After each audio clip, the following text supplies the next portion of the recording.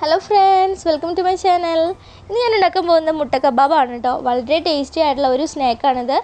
അതുപോലെ തന്നെ നമുക്ക് വളരെ എളുപ്പത്തിൽ ഇത് ഉണ്ടാക്കിയെടുക്കാവുന്നതേ ഉള്ളൂ. നല്ല ടേസ്റ്റി ആയിട്ടുള്ള ഈ ഒരു സ്നാക്ക് എങ്ങനെയാണ് ഉണ്ടാക്കിയെടുക്കുന്നതെന്ന് നോക്കാം.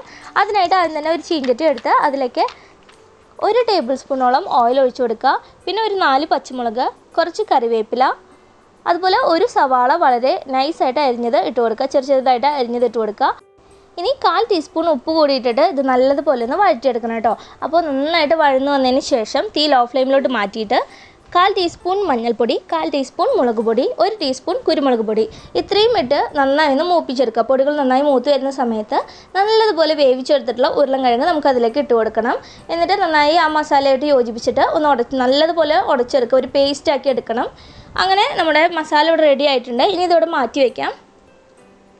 അതിനുശേഷം ഒരു ബൗളിലേക്ക് ഒരു മുട്ട പൊട്ടിച്ചൊഴിച്ച് അതിലേക്ക് ഒരു 1/4 ടീസ്പൂൺ ഉപ്പിട്ട് നന്നായി ഒന്ന് ബീറ്റ് ചെയ്തെടുക്കുക.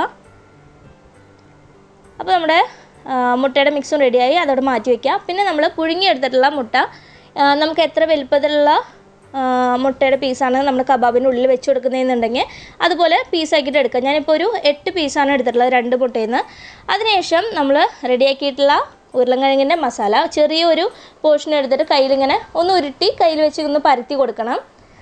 അപ്പോൾ വെള്ളം നനവൊന്നും പാടില്ല കേട്ടോ. ഇങ്ങനെ ഉരുളക്കിഴങ്ങിലൊന്നും വെള്ളം നനവൊന്നും പാടില്ല. ഈ ഒരു പരുവത്തിൽ വേണം, നമുക്കിങ്ങനെ കുഴച്ചെടുക്കാൻ പരുവത്തിൽ വേണം. അതിനുശേഷം അതിന് നടുവിലായിട്ട് പരത്തിയതിന് നടുവിലായിട്ട് മുട്ട പീസ് വെച്ച് കൊടുക്കുക. എന്നിട്ട് നന്നായിട്ടൊന്ന് നമ്മൾ ഈ ഒരു മസാല വെച്ച് നന്നായി ഒന്ന് റോൾ ചെയ്തെടുക്കുക. അപ്പോൾ ഏത് ഷേപ്പിലാണ് വേണ്ടെങ്കിൽ ആ ഒരു ഷേപ്പിൽ നിങ്ങൾക്ക് ആക്കിയെടുക്കാം. ഞാനിപ്പോൾ ഇതുപോലെ ഇങ്ങനെ ഒരു നീളത്തിലാണ് റോൾ ചെയ്തെടുത്തിട്ടുള്ളത് കേട്ടോ. അപ്പോൾ അങ്ങനെ എല്ലാം റോൾ ചെയ്തെടുത്തിട്ടുണ്ട്. ഇനി നമുക്ക് നമ്മൾ റെഡിയാക്കിയിട്ടുള്ള മുട്ടയുടെ മിക്സിലേക്ക് അതൊന്ന് മുക്കി കൊടുത്തിട്ട് ബ്രെഡ് ക്രംസിലും കൂടി ഒന്ന് സ്പ്രെഡ് ചെയ്തെടുത്ത് കഴിഞ്ഞാൽ നമ്മുടെ മുട്ട കബാബ് ഫ്രൈ ചെയ്യാനായിട്ട് റെഡിയായി. ഇത്രയേ ഉള്ളൂ. ഇതുപോലെ ബാക്കിയെല്ലാം നമുക്ക് റെഡിയാക്കി എടുക്കാം കേട്ടോ. അങ്ങനെ എല്ലാം റെഡിയാക്കി എടുത്തിട്ടുണ്ട്. ഇനി നല്ലതുപോലെ തിളച്ച എണ്ണയിലോട്ട് നമുക്കിത് ഓരോന്നായിട്ട് മുട്ട കബാബ് വെച്ച് കൊടുക്കാം. അപ്പോൾ മീഡിയം ഫ്ലെയിമിലിട്ടിട്ട് എല്ലാ ഭാഗവും ഒരു ഗോൾഡൻ ബ്രൗൺ കളർ ആവുന്നത് വരെ നമുക്കിതൊന്ന് ഫ്രൈ ചെയ്തെടുക്കണം കേട്ടോ. പിന്നെ നിങ്ങൾ ശ്രദ്ധിക്കേണ്ടത്, ഞാനിപ്പോൾ കുറച്ച് എണ്ണ കൂടുതലായിട്ട് എടുത്തു. നിങ്ങൾ ഇത് ഫ്രൈ ചെയ്തെടുക്കുന്ന സമയത്ത് കുറച്ച് എണ്ണയിൽ ഇത് മൊരിച്ചെടുക്കാൻ ശ്രദ്ധിക്കുക. കാരണം ഒത്തിരി എണ്ണയിലിട്ടിട്ട് ഇത് ഡീപ്പ് ഫ്രൈ ചെയ്യേണ്ട ആവശ്യമില്ല. കാരണം ഓൾറെഡി ഇതിൻ്റെ ഉള്ളിലുള്ള മസാല നമ്മൾ വേവിച്ചെടുത്തിട്ടുള്ള സംഭവമാണ്. അപ്പോൾ പുറം ഭാഗം മാത്രം ഫ്രൈ ചെയ്തെടുക്കേ വേണ്ടൂ. അപ്പോൾ കുറച്ച് എണ്ണയിൽ ഇതൊന്ന് എല്ലാ ഭാഗവും ഫ്രൈ ചെയ്തെടുത്താൽ മതി.